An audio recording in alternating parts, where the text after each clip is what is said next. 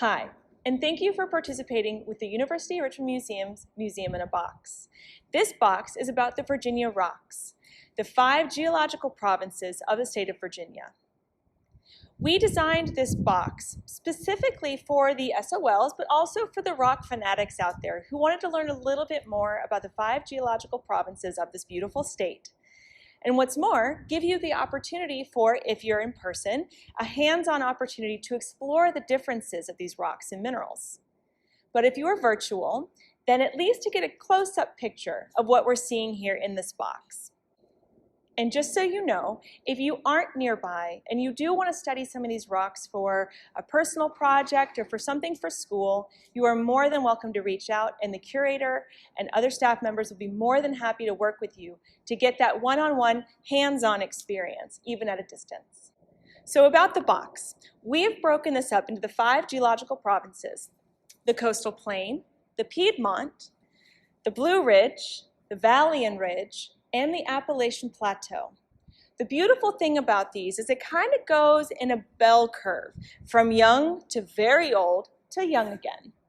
So it's a nice little exploration as you go from the one part of the state to the other. And no matter which part you start from, you're going to start at a younger part than when you get to the mountains, which are the oldest. But let's start with the coastal plain. This young part of the state is, well, beachy. So you have a lot of sand and a lot of sandstone. So when you're thinking about the coastal plain, at the surface level is really what you're getting, which is sand. Of course, you can find some harder rock when you go deeper down, but you have to go pretty deep, and even still, the rock won't be as hard as you might find in the Piedmont or other parts of the state. Because there's a lot of sand, we have to ask the question, where does it come from? Well, that's where erosion comes in. Because you have all of these rocks in the other parts of the state, and as you go higher in the state, going towards the mountains, we have this thing called erosion weathering. So weathering occurs, it breaks down rocks into smaller portions and pieces. They rumble down the hill or go into a stream, get carried out the farther it goes down towards the ocean. And as these larger chunks of rock or even pebbles make their way down towards the ocean, the intensity of the ocean waves and ocean activity break it down even more, eroding it into small, tiny pebbles, or in some cases, sand. And sand, of course, can also come from the exoskeletons or the skeleton pieces of marine life that have passed away. So as the sand makes its way down to the coastal plain, it slowly layers itself, one on top of another on top of another. And as I like to say to groups, imagine yourself at the bottom of a great big pile of all of your friends and classmates. How would you feel at the bottom? Pretty smushed. A lot of pressure and heat, and of course time, and the sand melts together essentially into a stone, into sandstone. And that's kind of the sedimentary process. And so when we see sandstone from the coastal plain area, it's gritty.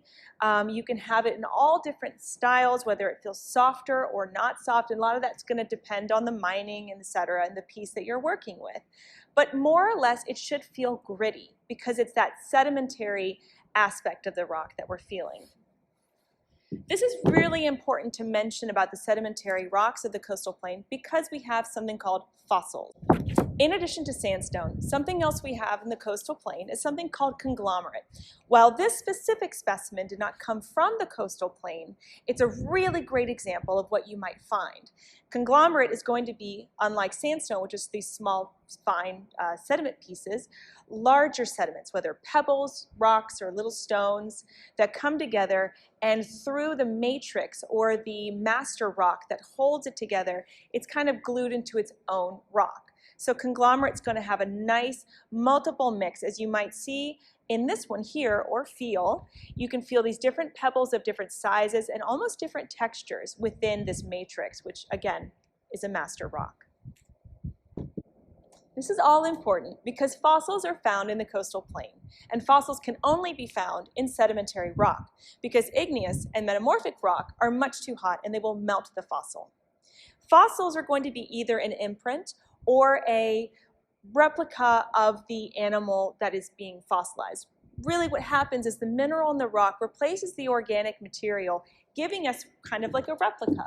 For example, this Chesapeake Jeffersonia shell, which you can see the shell and you can also see some bits of other shells on top, has indeed been fossilized. So while you're holding a fossil, you're not necessarily holding the shell. The Chesapeake Jeffersonius is about 4 million years old. The neat thing about this is that they're quite abundant, and you can even find them up in the Piedmont area as you move out towards the coastal plain, towards the ocean. That's because for a long time, the ocean level rose and fell, going up and down from the coastal plain to the Piedmont. And that has made some big geographical or geological impacts, something called stair-step topography, where you see these kind of stairs made into the bedrock of the surface from the watery erosion that would happen from the sea level rising and falling. So you can find these in the Piedmont over by the James River, especially as you get down towards the fall line, because that is going to be the highest the sea ever got. So quite some million years ago, the sea was all the way up to the city of Richmond. So we were beachfront property. Two prominent fossils that you will find in the coastal plain are the Chesapeake Jeffersonius and a megalodon tooth. Yes, sharks. Very exciting. The megalodon tooth ages back to about 9 million years old, when this prehistoric shark was all over the place. And what we have here are some really fabulous examples of their tooth. What's neat about these is that the side of the tooth, the serrated edge, is still quite intact. So if you get a chance to have your hand on these teeth, you can even see the serration, or you can feel it with your fingers. And then you can feel the top where it would go under the gum line. Moving up into the Piedmont, we get into one of the most exciting areas of the state. And that is because there is so much happening. There's so much going on geologically. The really cool thing about the Piedmont is it's kind of hard to date and figure out where everything comes from. And that's because the Piedmont is made up from a lot of different areas. You have a tectonic plate and activity coming from the northeast of what's now America. You also have islands coming up from the sea that are being pushed up into that tectonic plate, creating a mix and a mash of different rocks. And eventually later on, of course, there's Pangea forming that impacts the Piedmont area as well. But for now, we're going to talk a little bit about the rocks and the resources of the Piedmont, because I think it's very exciting to dive into these with your group or your class, to think a lot about resource use, mining, and the history of mining in the state of Virginia. So looking at the resources from the Piedmont region, we have quite a few on the table. Not all of them will be in the box, but that's okay. Here we have limonite. Limonite is a great way of finding bits of iron. We don't have iron ore like they do up in the north or the northwest, but limonite does have iron deposits in it. So what you can find in terms of mining this resource is the opportunity to make like an iron coating for things that you're working on. So limonite's pretty important. Of course, we also have sandstone. As we mentioned, we do have Chesapeake as well in the Piedmont, and you couldn't have that without some sandstone. So we have some of our own Piedmont sandstone. We also have kyanite, and kyanite are going to be these blue chips inside of this matrix here. And the blue chips are extremely sharp and very strong. So if you have a chance to touch the kyanite, it feels almost like broken glass inside of like glue, kind of, rocky glue. And so these kyanite chips will be mined and then used to help shape and grind down ceramics and porcelains. A lot of the ceramics and porcelains we find in this state comes from feldspar. And feldspar, this is a green feldspar called amazonite, but you can have it in many different colors. And we use a lot of feldspar in things like ceramics for the bathroom. Think about sinks and toilets, bathtubs. But this amazonite is so beautiful, we actually use it a lot more for jewelry. And we will mine this and turn it into necklaces and beads, etc. This amazonite, quite like this mica, comes from a big chunk of granite. So granite, being an igneous rock forming underneath the Earth's crust, can sometimes be a pegmatite, meaning that you have these big mineral chunks inside of the granite rock that's forming. And so these are pure mineral chunks that were found inside of a granite piece. We do also have granite in the Piedmont, which is oftentimes mined out to use for larger construction projects like foundation of buildings or also bridges and roads, because they're extremely durable, very, very strong rock.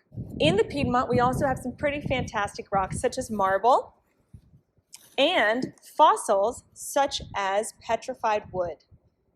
One of the most exciting pieces that we have in this box, I find, is the anorthosite. The anorthosite is actually formed 1.1 billion years ago. So if you really consider the geological history of the state, we have some extremely old rock, and it extends into the Blue Ridge. But this anorthosite, being 1.1 billion years old, can be found in Henrico County, in the western part of Henrico. It's very, very exciting to think about how rock that old could be right underneath our feet. But that kind of brings us into the Blue Ridge a bit. So as we go up the state, rather, in terms of altitude, but also in deeper, we start to find much more igneous rock. But how? We don't have volcanoes in Virginia. I don't actually know of any volcanoes on the East Coast. Well, that's because the bedrock that's igneous, that's volcanic formed, is so old, it formed before this whole part of the country existed. This being 1 billion years old, as much as maybe even 550 million years old, can actually go back to Rodinia, the supercontinent that existed before Pangaea. And that volcanic activity that happened 1.1 billion years ago, as that formed, Rodinia formed, laid the bedrock that then on top of, or with, formed together into what we now have as Virginia. So as you may remember, we talked about the mica being found as a pegmatite in the granite, but we also find mica inside rocks such as gneiss. This one is a little heavy, so I'll be leaving it on the table. But the mica, as you shine it back and forth, you can see the sparkle happen. And mica was actually used as a resource for paint kind of additive, where it helped making a really shiny wall.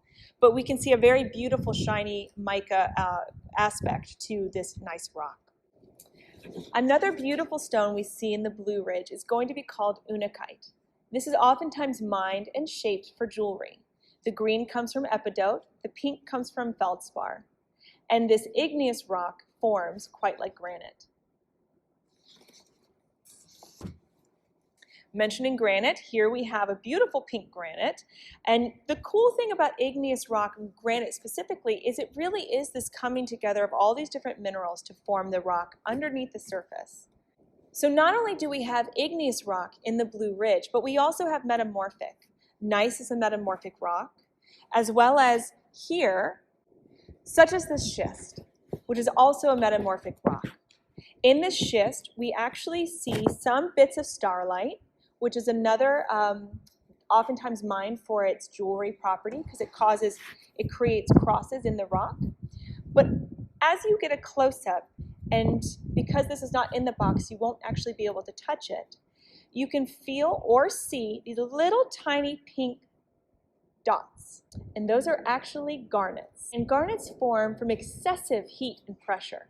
So as this metamorphic rock was going through the metamorphic process, you find that these granites start to pop a little bit into place. So the Blue Ridge Mountains themselves formed over 3 different orogenies. That's a really great geological term that means mountain forming. So over 3 specific events, or 3 different events, these mountains formed and eroded a bit, and then formed and eroded a bit, and then formed again. So these mountains are extremely old. A lot of the times we think about the Himalayas with the Mount Everest being the tallest mountain in the world, but presumably in their heyday, the Blue Ridge Mountains were actually taller. It's just over millions and millions of years of erosion that they have actually started to come down a little bit, become a bit smaller as the mountains that we still know as fabulous mountains nonetheless. So the bedrock of these mountains go back to the late Precambrian period, quite like the anorthosite of the Piedmont.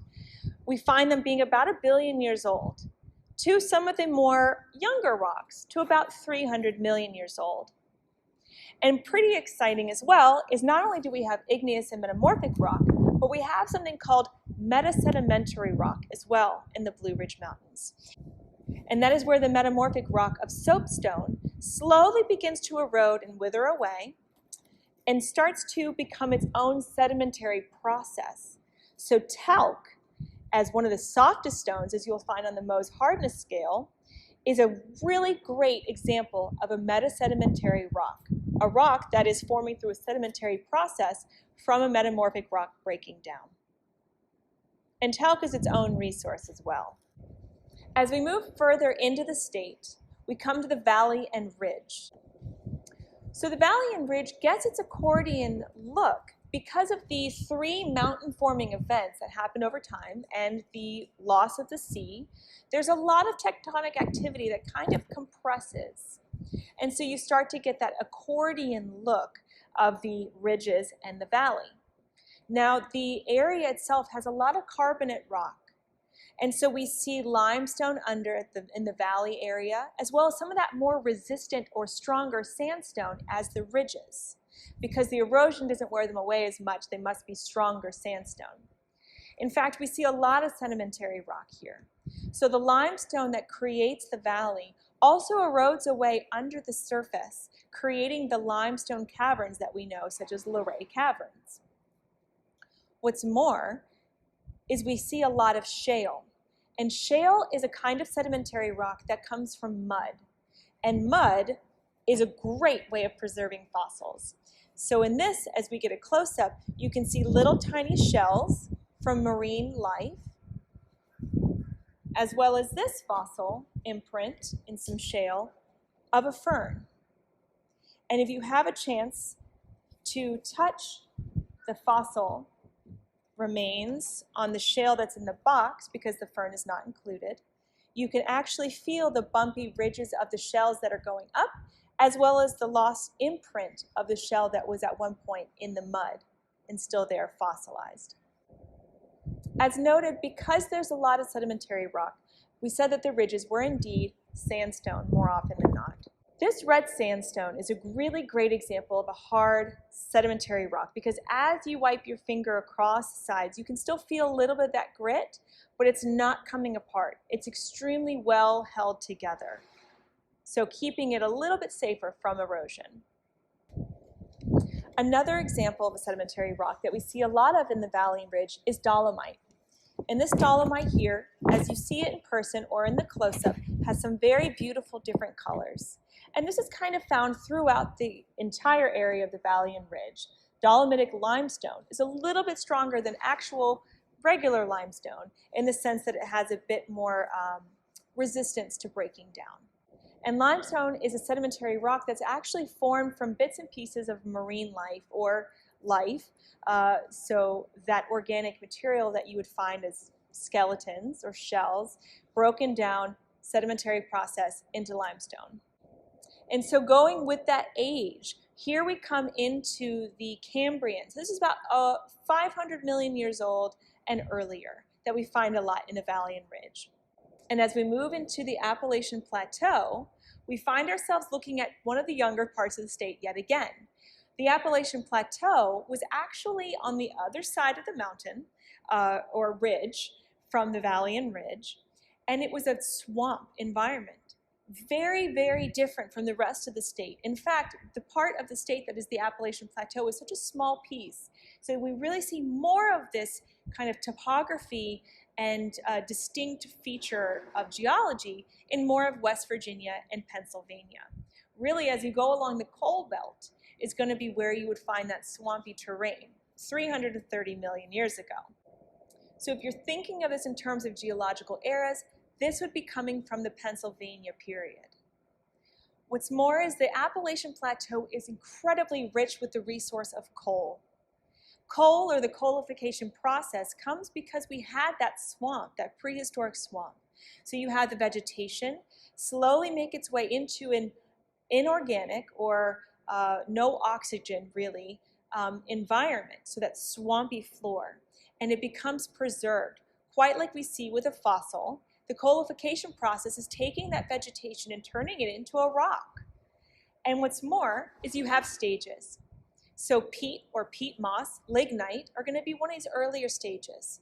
As we move older with the rock process or coalification, we get to bituminous coal, which is what we see a lot being mined out of this area. Bituminous coal is the stuff that fires up and provides heat and is used for energy throughout the whole state. Then as we get to the proper rock or fossil aspect of coalification, we come to anthracitic coal. And anthracitic coal is extremely different in that it is very shiny.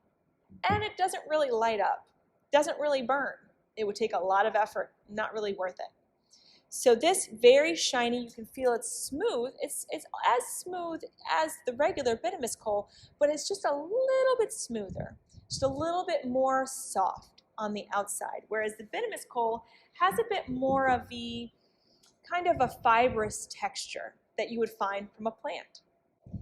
So while this is one of the smallest parts of our state, it's actually one of the most important because of this incredible resource that we use for energy.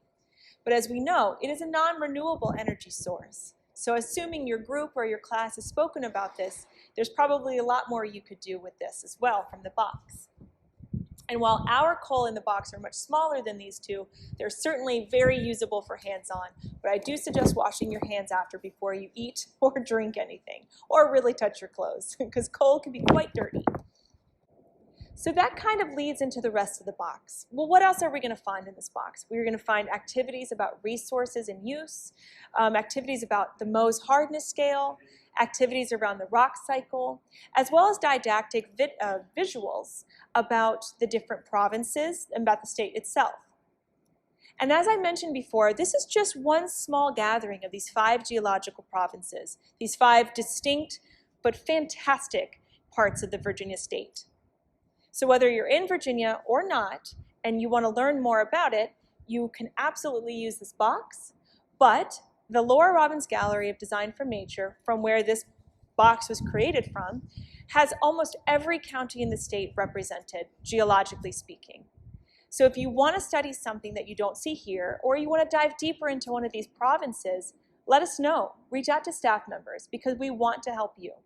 We can do a hands-on virtually where we give really great close-ups of the specimen you want to work with. We can have conversations, and we can even help you with some research. So feel free to reach out to the University of Richmond Museums, and thank you again for checking out our Virginia Rocks box.